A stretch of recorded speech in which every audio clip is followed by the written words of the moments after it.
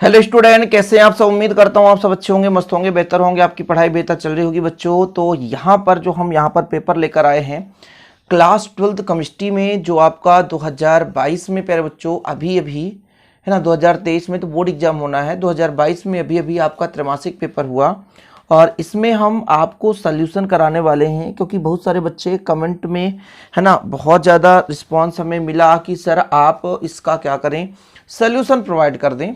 कुछ बच्चे तो कॉल के माध्यम से भी बोले, तो आज मैं मैक्सिमम प्रश्नों का यहाँ पे सल्यूशन आपको दे दूंगा और जो बड़े बड़े क्वेश्चन हैं उनका सल्यूशन आपको मेरे चैनल पे मिल जाएगा, मैं आपको तरीका बता दूंगा। ओके बच्चों, चलिए शुरू करते हैं फटाफट। पहले ऑब्जेक्टिव क्वेश्चन देखेंगे बच्चों। यहाँ पर देखो, पहला क्वेश्चन है, निम्न में से कौन सा जो गुण है वो अणुसंख्यक गुणधर्म नहीं है। वाष्प दाब में अवनमन, परसरण दाब, हिमांक अवनमन, श्यानता।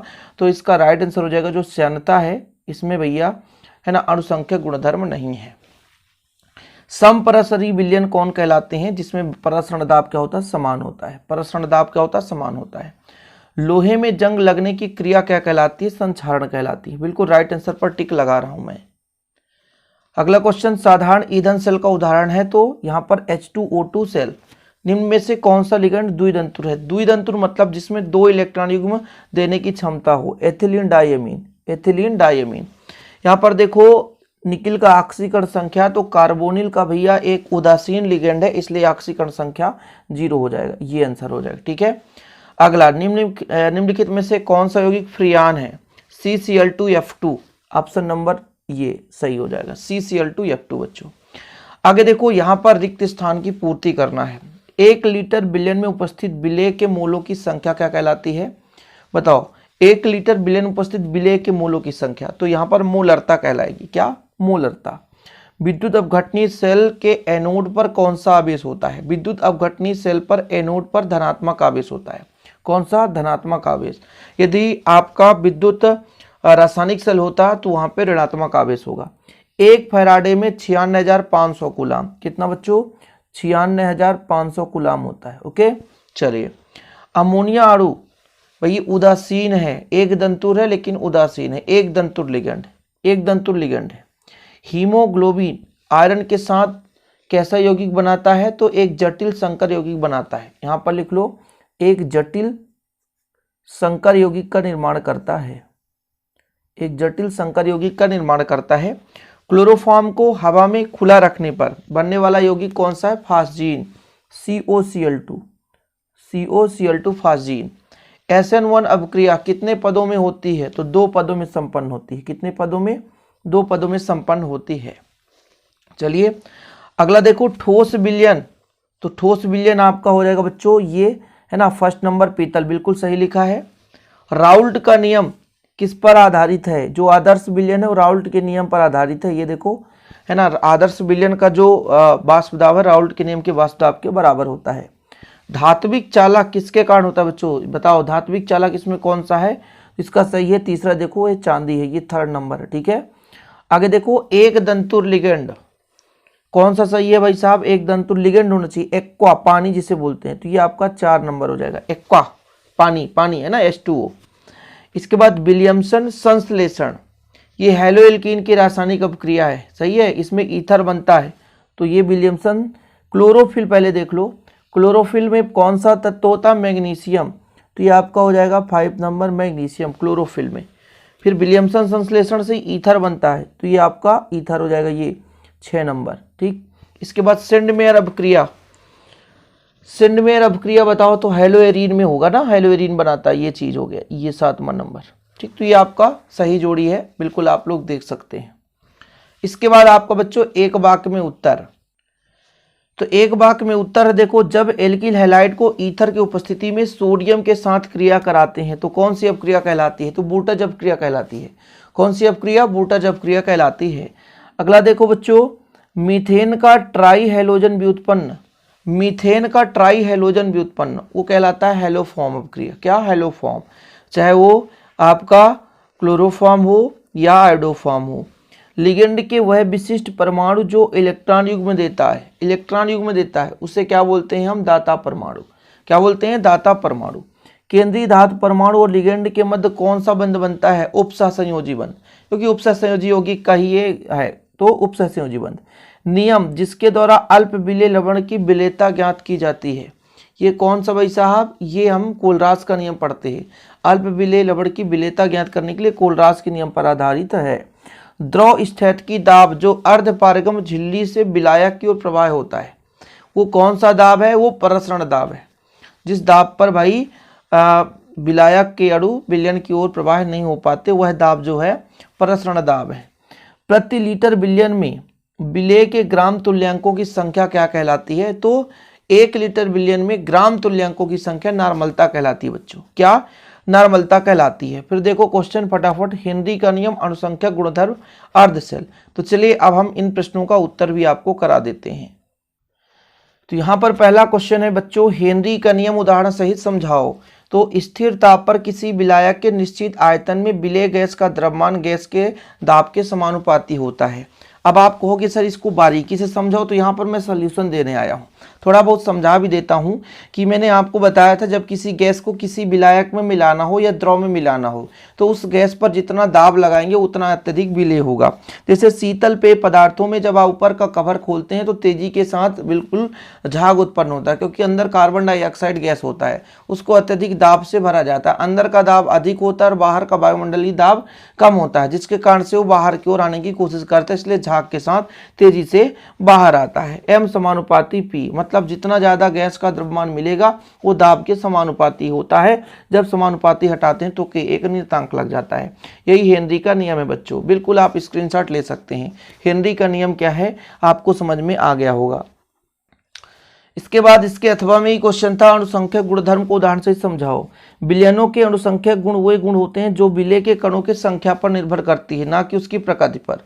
जैसे एग्जाम्पल के रूप में आप लिख सकते हैं क्या, प्रसरण दाब। अभी आपने पढ़ा था ना कि कौन सा अणुसंख्यक गुणधर्म नहीं, इससे अंतर नहीं है, तो आप चाहे प्रसरण दाब लिख सकते हो, हिमांक अवनमन, वाष्प दाब में अवनमन, ये एग्जाम्पल है, लिख सकते हो अणुसंख्यक गुणधर्म के उदाहरण। कौन से बच्चों, वाष्प दाब में अवनमन, प्रसरण दाब, हिमांक अवनमन, ये सभी अणुसंख्यक गुणधर्म के उदाहरण हैं।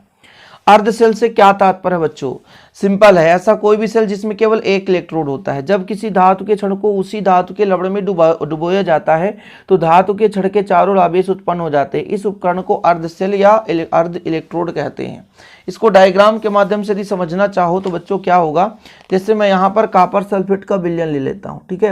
ये मेरे पास एक छोटा सा पात्र है और इस पात्र में मेरे पास एक कॉपर का ही इलेक्ट्रोड लगा हुआ है, ठीक है। ये कॉपर का इलेक्ट्रोड है और इसमें कॉपर सल्फेट का विलयन है। क्या है, कॉपर सल्फेट का विलयन, ये CuSO4। तो ये जो हमारा है भाई, ये कॉपर है, क्या है, कॉपर है, यहाँ पे एक टोपी लगा दी जाती है, तो ये हमारा अर्धशेल बन जाता है। इस प्रकार से आप एक छोटा सा डायग्राम भी बना सकते हो ताकि अच्छे नंबर मिल सकें। देखो एक लिखने का भी सही तरीका होता है। जैसे अर्धशेल को परिभाषा पूछ दिया गया कि भाई साहब हम क्या करते हैं, एक धातु के क्षण को उसी धातु के लवण में क्या करते हैं, डुबा देते हैं, तो धातु के चारों ओर यहाँ पे क्या हो जाता है, आवेश उत्पन्न हो जाता है। जैसे कॉपर है वो इलेक्ट्रॉन देगा और Cu2 पॉजिटिव बनाता है, 2 इलेक्ट्रॉन त्याग देता है, तो यहाँ पर आवेश उत्पन्न हो जाते हैं बच्चों।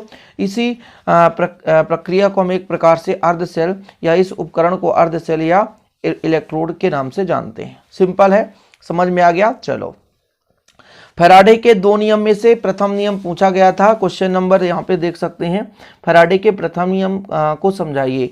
तो यहाँ पर देखो, किसी पदार्थ पर मुक्त होने वाली पदार्थ की मात्रा उत्पन्न होने वाले गैस की मात्रा विलयन में प्रवाहित होने वाली विद्युत धारा के समानुपाती होती है। थोड़ा समझने की कोशिश करो। ये बताया गया कि जैसे मान लीजिए कोई भी पदार्थ है, उस पर कितनी मात्रा मुक्त होती है, ठीक है, या किसी भी विलयन में गैस की मात्रा कितना प्रवाहित होता है, वो किस पर डिपेंड करता है, उस पर आवेश यानी प्रवाहित होने वाली विद्युत धारा के समानुपाती होती है।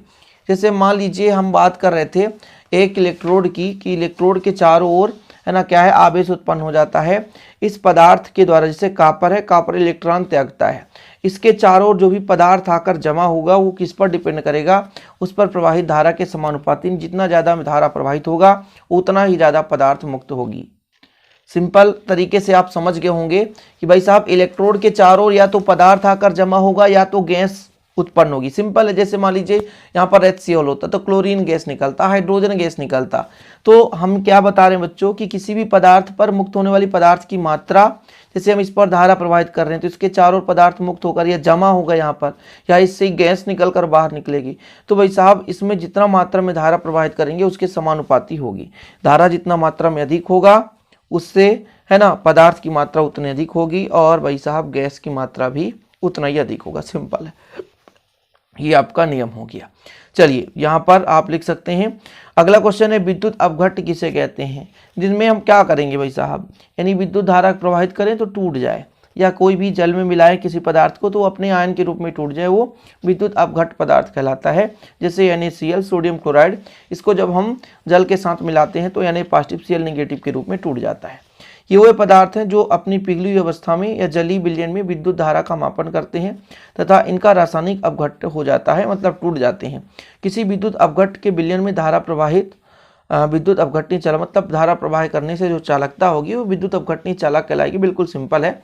अभी आप समझो विद्युत अपघट्ट किसे कहते हैं, तो ऐसे पदार्थ जो पिघली हुई अवस्था में या जलीय विलयन में आयन के रूप में टूट जाते हैं उन्हें विद्युत अपघट्ट कहते हैं। जैसे NaCl, आप शाब्दिक अर्थ लिख सकते हो।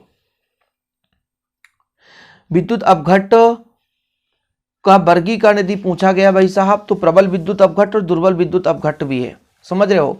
यहाँ पर पूछा गया है प्रबल विद्युत अपघट्ट का वर्गीकरण, तो मैंने आपको कराया भी है। और ऐसे वीडियो ना आप लोग हमारे चैनल पर बिल्कुल फ्री ऑफ कॉस्ट मिल सकता है, आप देख सकते हैं। सर्च करेंगे विद्युत अपघट्ट किसे कहते हैं और विद्युत अपघट्ट के प्रकार शिव कोचिंग क्लासेस के नाम से प्यारे बच्चों, तो आपको मिल जाएगा। बस हाँ, यहाँ प्लीज एक चीज़ और याद रखना कि जब भी आप लोग तो उसे बेहतरीन लिख लिया करो तो दिक्कत नहीं होगी, ठीक है। तो विद्युत अपघट्ट क्या है बच्चों, आपको तो पता ही हो गया होगा, बताने की जरूरत नहीं है। जो टूट जाए आयन के रूप में, दो प्रकार के होते हैं, एक प्रबल विद्युत अपघट्ट, दुर्बल विद्युत अपघट्ट। जो आसानी से टूट जाए, जो जल के साथ मिलाने पर आसानी से आयन के रूप में वियोजित हो जाए, टूट जाए, उसे प्रबल विद्युत अपघट्ट। जो आसानी से नहीं टूटता उसे हम दुर्बल विद्युत अपघट्ट के नाम से जानते हैं, ठीक है। गैल्वेनिक सेल का अभिक्रिया बताना है, उदाहरण सहित वही समझाना है। तो गैल्वेनिक सेल आप इसको यहाँ पे मत करो, मैं आपको बता देना चाहता हूँ कि विद्युत रासायनिक सेल सर्च कर लो, मैंने आपको कराया है, उसमें पूरा डिटेल के साथ कराया बच्चों। विद्युत रासायनिक सेल, ये मेरा कहाँ पे गया क्वेश्चन, इसमें देखो, ठीक है। ये क्वेश्चन नंबर आपका 7 चल रहा था। तो गैल्वेनिक सेल, ठीक है, गैल्वेनिक सेल या वोल्टी सेल या विद्युत रासायनिक सेल, इसकी जो अभिक्रिया है प्यारे बच्चों सब कुछ वही है, ठीक है। इसलिए मैं यहाँ पे नहीं कहना चाहता हूँ कि यहाँ पे आप करो, इसको मैंने कराया है, बढ़िया लेक्चर कराया है, आप लोग देख लेना। अगला क्वेश्चन आपको तैयार करना, मानक इलेक्ट्रोड विभव किसे कहते हैं। जब किसी धातु के क्षण को, यहाँ पे ये क्षण नहीं, ये वाला क्षण होगा, जब किसी धातु के क्षण को 1 मोलर सांद्रण के विलयन में 25 डिग्री सेल्सियस ताप पर व 1 वायुमंडलीय दाब पर डुबाया जाता है तब उत्पन्न विभव मानक इलेक्ट्रोड विभव कहलाता है। सिंपल है, मानक इलेक्ट्रोड विभव, इसे तैयार कर लो। पदार्थ की विद्युत चालकता को प्रभावित करने वाले कारक कौन कौन से हैं। यहाँ पर मैं तो शॉर्टकट में बता रहा हूँ कि आयनन की मात्रा है, विलायक की प्रकृति पर निर्भर करता है, आयनों की क्रियाशीलता, तापमान, आयनों की विलायकन क्षमता या विलयन की तन्यता, इस पर डिपेंड करता है। इसका डिटेल वीडियो मैंने आपको कराया है। अब थोड़ा सा आप लोगों को समय देना पड़ेगा बच्चों कि भाई साहब विद्युत चालकता को प्रभावित करने वाले कारक शिव कोचिंग क्लासेस के नाम से सर्च करें, बेहतर रूप से आपको मिल जाएगा, समझ रहे हो। चलो अगला क्वेश्चन देखो, यहाँ पर इनका सूत्र लिखिए। कोई दो पोटेशियम टेट्रासाइनिडो निकिलेट या tetra ammine di aqua cobalt third chloride. तो यहाँ पर निकालना है पोटेशियम का, तो के रख देता हूँ। क्या है भाई, निकिलेट तो निकिल होगा, टेट्रासाइनो मतलब CN का होल थ्राइस। अब प्यारे बच्चों यहाँ पर बोला थर्ड, तो थर्ड में टोटल यहाँ पर थर्ड है, तो यहाँ पर थोड़ा सा देखना पड़ेगा कि 3 निगेटिव है, तो यहाँ पर मैं कितना कर दूँ, है ना। तो यदि मैं कहूँ यहाँ पे ऑक्सीकरण संख्या इसका निकालने के लिए, तो देखो मुझे पोटेशियम का निकालना है और निकिल का यहाँ पे 3 दे के रखा है, कितना 3 है। और भाई साहब साइनाइड 1 निगेटिव, तो प्लस माइनस 3 बराबर 0, तो x बराबर 0 आ रहा है यार, ऐसा तो नहीं होना चाहिए। तो यहाँ पे भाई साहब टेट्रा है ना, तो 4 हो जाएगा, क्या हो जाएगा, 4 हो जाएगा। 4 में 3 घटाओ तो 1 होगा, बस इतना ही नाम हो जाएगा, ठीक है, और कुछ नहीं। फिर इसमें देखो टेट्रा एमीन, डाई एक्वा, तो यहाँ पर कोबाल्ट तो CO करो, ठीक है। टेट्रा एमीन मतलब NH2, अमोनिया का NH3 होता है ना, टेट्रा, टेट्रा का 4, di aqua H2O, di aqua cobalt chloride, तो उदासीन थर्ड क्लोराइड तो Cl3, ये हो जाएगा इसका। Hexa amine Palatinate, hexa amine तो इसका मैं नाम बता देता हूँ, हेक्सा एमीन प्लेटिनेट तो प्लेटिनम करो, एमीन तो NH3, हेक्सा एमीन। यहाँ पर बच्चों क्लोराइड तो Cl, यहाँ पे 4 है ना तो 4 हो जाएगा क्योंकि ये उदासीन है, ठीक। ये चीज आपका लेना।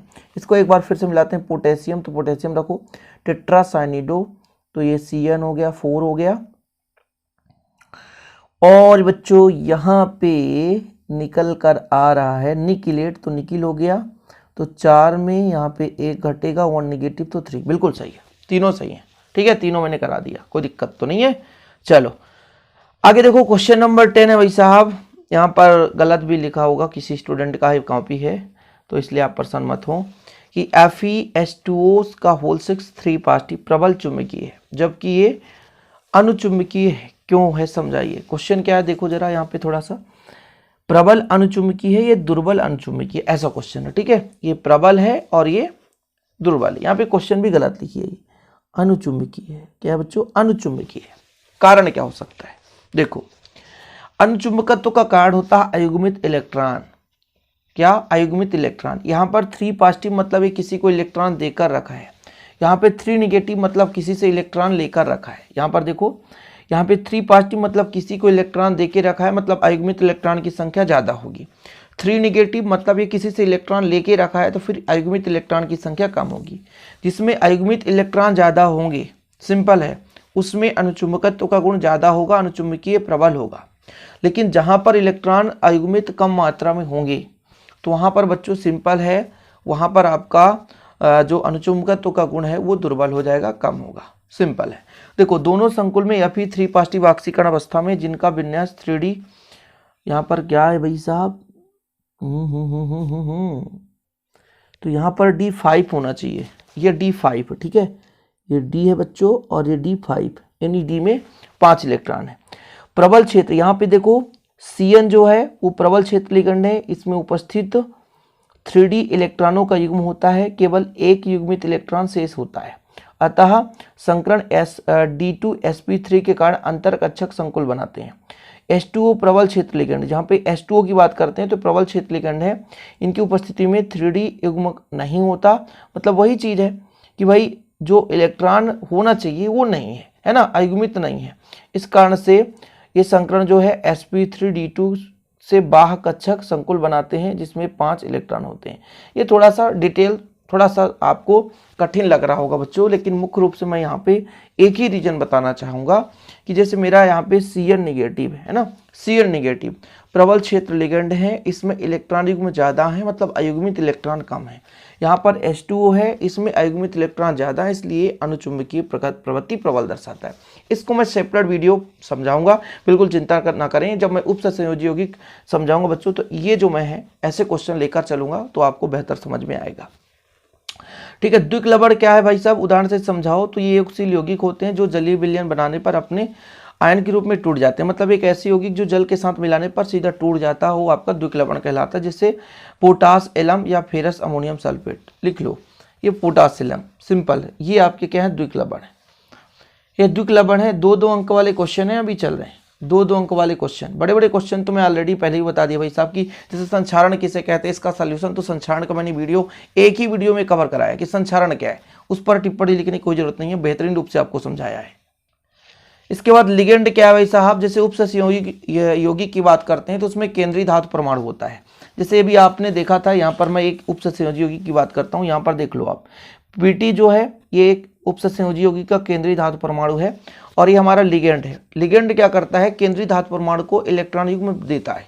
तो कोई भी परमाणु आयन अणु जो कि केंद्रीय आयन को इलेक्ट्रॉन युग्म देकर के उपसंयोजी बंध बनाने में समर्थ रखते हैं या होते हैं, उन्हें संलग्नी या लिगेंड कहा जाता है। जैसे यहाँ पर Cn, तो यहाँ पर Cn क्या है, लिगेंड है, क्या है, लिगेंड है, सिंपल है। प्रभावी परमाणु क्रमांक क्या है, उदाहरण से समझाना है। तो उप सहसंयोजी यौगिक के केंद्रीय धातु परमाणु में उपस्थित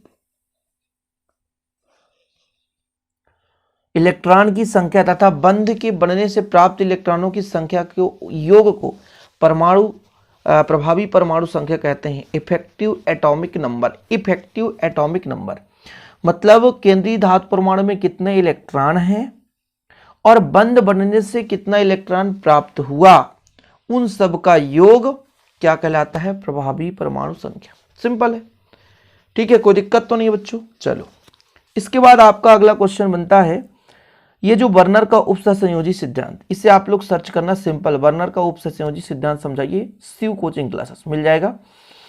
उपसहसंयोजी यौगिक में लिगेंड समव्यपता, समव्यपता भी मैंने कराया है बच्चों, इसलिए मैं अभी यहाँ पर नहीं करा रहा हूँ। न्यूमेरिकल क्वेश्चन का सीरीज लाऊंगा तो आपको मैं करा दूंगा, अभी यहाँ पर थोड़ा सा देख लीजिए। आदर्श और अनादर्श विलयन जो है ये का क्वेश्चन भाई साहब, क्वेश्चन नंबर ये है 14 है ना, आदर्श विलयन अनादर्श विलयन। आदर्श विलयन किसे कहते हैं बच्चों, जो राउल्ट के नियम का पालन करता है, जो नहीं करता उसे अनादर्श विलयन कहते हैं, है ना। तो आदर्श विलयन में एंथैल्पी परिवर्तन नहीं होता, अनादर्श में एंथैल्पी परिवर्तन होता है, और आदर्श में आयतन परिवर्तन नहीं होता और अनादर्श में आयतन परिवर्तन होता है। मोलरता और मोललता में अंतर भी देखो, फटाफट तैयार कर लो भाई साहब। मोलरता का संबंध आयतन से होता है, मोललता का संबंध आयतन से नहीं होता है, मतलब विलायक की मात्रा से होती है। ये भाई साहब मोलरता में विलायक की कोई महत्व नहीं होती है, लेकिन जो मोललता होती है इसमें आयतन का कोई महत्व नहीं होता है, ठीक है। मोलरता की बात करें, तापक्रम परिवर्तन होता है इसमें ताप का प्रभाव नहीं पड़ता। इसका जो हम इकाई तो मोल प्रति लीटर से व्यक्त करते हैं, इसे मोल प्रति किलोग्राम से व्यक्त करते हैं। तो ये 4 अंतर तैयार कर लो आप लोग, कोई दिक्कत तो नहीं है, 4 अंतर तैयार कर लो। इसके बाद आपका ये सेंडमेयर अपक्रिया, बूटज फिटिंग अपक्रिया, कार्बिलेमीन, हेलोफॉर्म, हुन्सडीकर अपक्रिया, रीमर टीमन अपक्रिया, इन अपक्रियाओं को मैं एक सेपरेट वीडियो लाऊंगा, लेकिन फिलहाल अभी मैं यहाँ पे समझाऊंगा नहीं। ये सेंडमेयर अपक्रिया आपका देखो बच्चों, सेंडमेयर अपक्रिया ये देख सकते हो, इसको लिख सकते हो कि हम यहाँ पर एरोमेटिक प्राथमिक एमीन को क्या करते हैं, नाइट्रस अम्ल के साथ क्रिया कराते हैं तो हमारा डाइजोनियम लवण बनता है, और ये डाइजोनियम लवण को हम जलीय माध्यम में अम्लीय माध्यम में उपचार कराते हैं तो ये हेलोएरिन बनता है। बूटज फिटिंग अपक्रिया क्या होता है कि जैसे हमारे पास हेलोएरिन है, इसे सोडियम के साथ क्रिया कराते हैं शुष्क ईथर की उपस्थिति में, तो यहाँ पर हमारा CH3Cl है एल्किल हैलाइड के साथ, तो हमारा बनता है ये टालुइन, क्या है, बूटज फिटिंग अपक्रिया है। कार्बिलेमीन अपक्रिया देखो, ये हमारा एरोमेटिक मतलब एरोमेटिक तो नहीं कर सकते, प्राथमिक एमीन है, क्षारीय माध्यम में क्लोरोफॉर्म से क्रिया करके फेनिल आइसोसाइनाइड का निर्माण करता है, तो ये हमारा कार्बिलेमीन अपक्रिया है। हेलोफॉर्म अपक्रिया का मतलब ये हुआ तुम आयोडोफॉर्म अपक्रिया दे देना, वही आपका हेलोफॉर्म अपक्रिया है। क्या आयोडोफॉर्म अपक्रिया दे देना, वही आपका हेलोफॉर्म अपक्रिया है। इसके बाद आपने हुन्सडीकर अपक्रिया पढ़ाई होगा कि बसी अम्ल के सिल्वर लवण को ब्रोमीन के साथ कार्बन टेट्राक्लोराइड की उपस्थिति में क्रिया कराते हैं तो क्या बनता है बच्चों, एल्किल हैलाइड का निर्माण होता है। मतलब यहाँ पर Br है तो RBr बनाएगा, सिंपल है और कुछ भी नहीं है। इसके बाद रीमर टीमन अपक्रिया को क्या होती है भाई साहब, फिनाल की क्रिया क्षार की उपस्थिति में क्लोरोफॉर्म से कराते हैं तो सैलिसिल एल्डिहाइड प्राप्त होता है। क्या, ये CHO है, ठीक है, सैलिसिल एल्डिहाइड, ठीक है, ये CHO है, सैलिसिल एल्डिहाइड, ठीक है, कोई दिक्कत तो नहीं है। अच्छा, एक चीज और है, ये जो है बच्चों कि लेड संचायक सेल से आप क्या समझते हो, और उस गैल्वेनिक सेल को दर्शाइए जिसकी अभिक्रिया ये है, और यहाँ पर आप देखो संक्षारण किसे कहते हैं। ये सब बड़े बड़े क्वेश्चन हैं और इन प्रश्नों को आपको क्या करना है, सर्च कर लेना है, शिव कोचिंग क्लासेस में आपको मिल जाएगा। डेनियल सेल का नामांकित चित्र और रेडॉक्स अपक्रिया, ये डेनियल सेल तो है गैल्वेनिक सेल, समझ रहे हो, इसमें परेशान होने की जरूरत नहीं है। ये जो सीसा संचायक सेल है ना, इस पर मैं आपको लेक्चर करा दूंगा, बिल्कुल चिंता ना करें। आप लोग पहले के लेक्चर देख भी सकते हैं। ये बढ़िया क्वेश्चन है, क्या कारण है, हेलो एल्केन हेलोएरिन से अधिक क्रियाशील है, समझ रहे हो, तो इसके भी रीजन मैं आपको बता दूंगा। कुछ क्वेश्चन रह गए हैं बच्चों अभी यहाँ पर इतना ही करो आप लोग, और क्वेश्चन यहाँ पर सॉल्व है, लेकिन मैं कहूँगा इतना कर लो, ठीक है, क्वेश्चन सॉल्व है लेकिन आपको समझ में नहीं आएगा, थोड़ा सा इतना आप कर लो। न्यूमेरिकल क्वेश्चन मैं आपको करा दूंगा, बिल्कुल चिंता ना करना। और ऐसे ही और भी लेक्चर लेना है फिजिक्स के तो मैं करा दूंगा, आप लोगों का जो भी रिस्पॉन्स रहेगा। अभी मैं फिलहाल केमिस्ट्री का मैक्सिमम क्वेश्चन यहाँ पर कराने की कोशिश किया है और आप लोग कर लेना। यहाँ पे ये जो एक लेक्चर यहाँ पे लाऊंगा, एक लेक्चर इसे करा दूंगा और इसे कराऊंगा, ठीक है। न्यूमेरिकल क्वेश्चन ये आपको दिख रहा है 13 नंबर, तो इसका भी आपको कंप्लीट हो जाएगा, बिल्कुल आप चिंता ना करें, बेहतर रूप से भी तैयारी करते चलें। ऐसे वीडियो पाने के लिए चैनल को सब्सक्राइब कर लें। जय हिंद बच्चों, वंदे मातरम।